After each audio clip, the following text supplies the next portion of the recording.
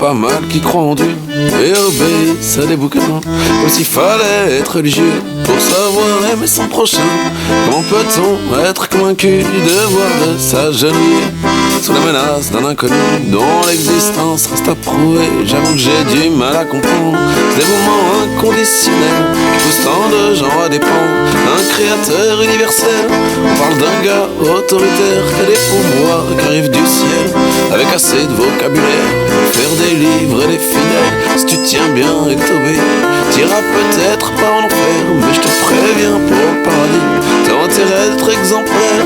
Moi je céderai pas au chantage de cette fable, à mon avis pas plus crédible, c'est bien dommage, que le Père Noël et la petite souris.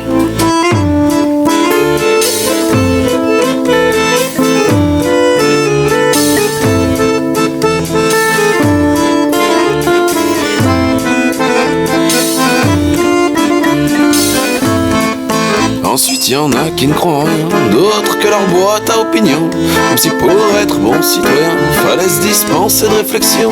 Si la plupart se pensent athées, ils n'en ont pas perdu la foi. Dieu n'est peut-être pas charpentier, mais de là à dire qu'il n'est pas, il imagine plutôt banquier.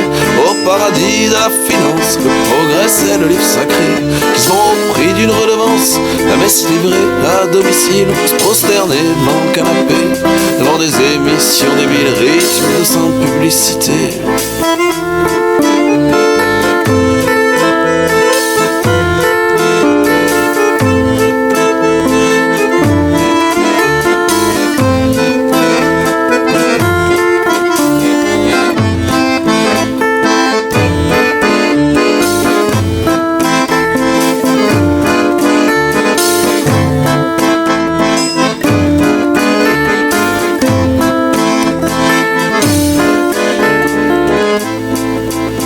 Entre ceux qui pensent pas qu'ils pensent sans aucune mauvaise intention et ceux qui cherchent les réponses auxquelles ils n'ont pas les questions.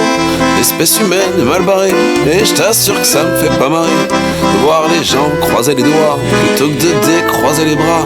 Alors j'emmerde les crédules et les croyants, mais je les entends.